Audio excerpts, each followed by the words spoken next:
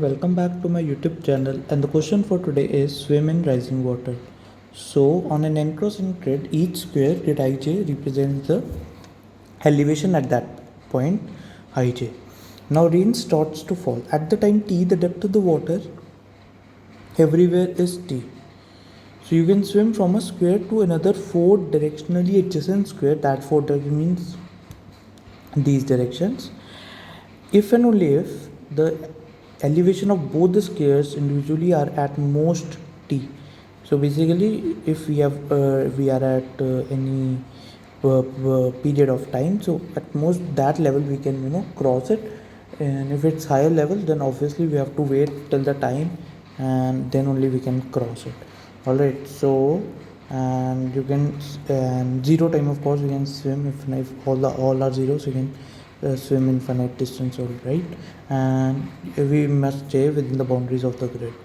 So I hope the question statement is a bit of tricky as well as confusing. It will be more clear when we see this example that is given to us over here. So let's see the example, what it says.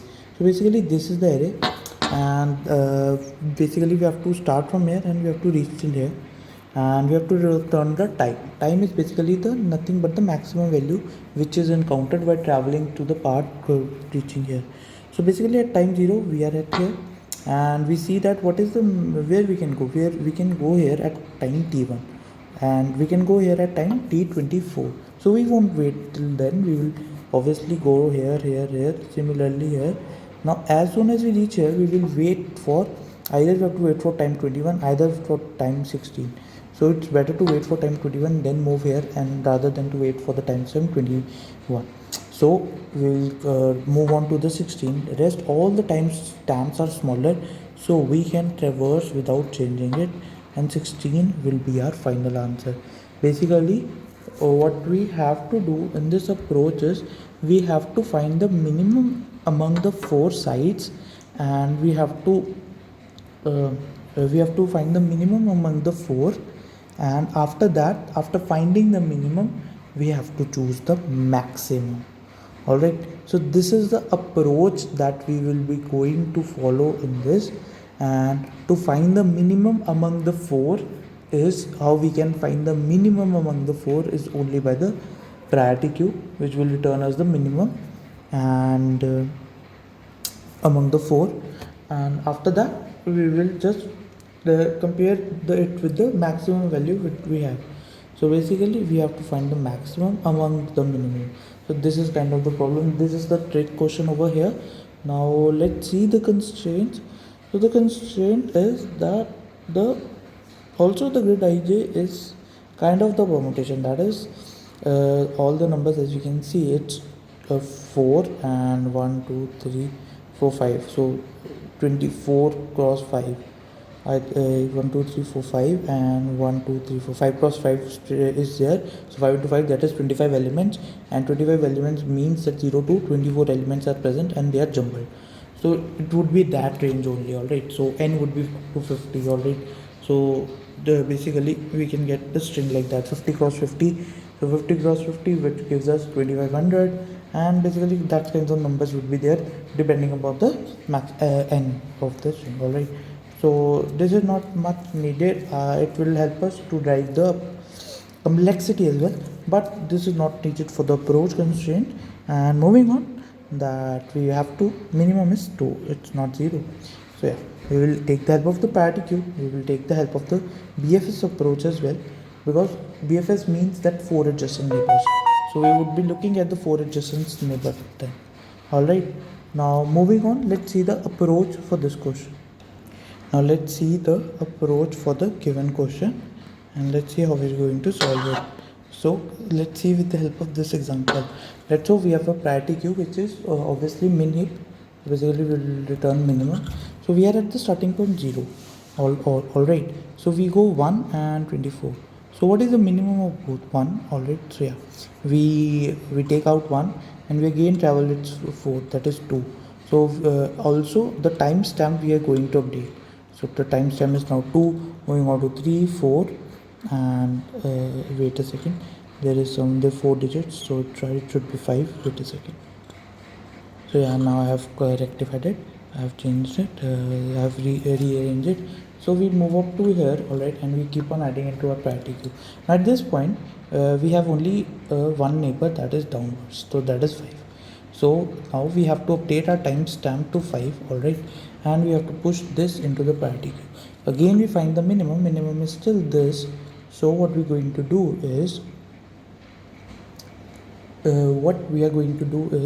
are going to again search for its 3 unvisited. Mark my words, we are searching for the unvisited nodes over here. It's 21 and 16, so 16 is the minimum. So yeah, timestamp is 16. Now the timestamp has been 16, it's maximum.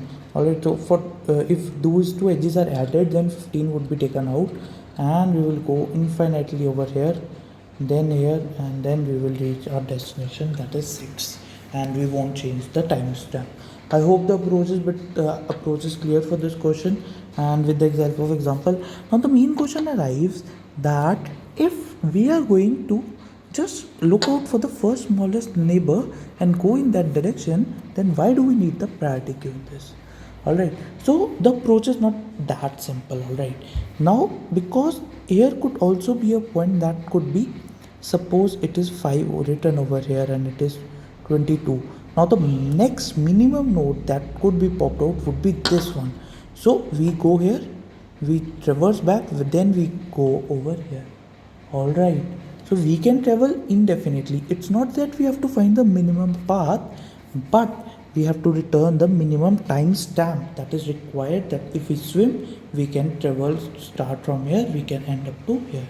So yeah, I hope the question statement is now clear, and the question is clear now to everyone, and why we are using the priority queue, why we are not just checking the 4 adjacent neighbors and just going with the minimum one. Alright, basically we have to check it, but we have to find the minimum first thing. Alright, so yeah, I hope it's clear, and as soon as we hit this, we return the timestamp. I hope the statement is clear to everyone right now, and the question and the approach as well. Now let's see the code for this problem, and it would be much more clearer than if anyone is still facing any kind of difficulty. So now moving on towards the code for this question. Yeah, this is the code for this question. This is a standard direction things. Now this is the main code. Why priority queue? Priority queue, I have told why we have taken it, why we are not, and this visited array we know, because for any BFS DFS algorithm, if we won't loop back to the same point, we have to mark it as visited or unvisited to keep the track. Alright, now moving on. Now we made a min heap, we added it while the min heap is not empty, or we return the time, else we return the 0. Now let's see how we are going to solve it. We take the current node and we go its 4 adjacent neighbors, likewise with the directions, and we see them if they are visited or not. If they are not visited, then we add them and we update our time as well. Alright, now moving on to the, let's now submit this code and see if it's submitted or not. So as you can see, it's accepted. So if you have any doubt with the approach or the code, please feel free to reach me in the comment section. I will surely reply to every one of you. And if you like this video, please press the like button, share it among your friends, and subscribe to my YouTube channel. Thank you for watching. Bye bye.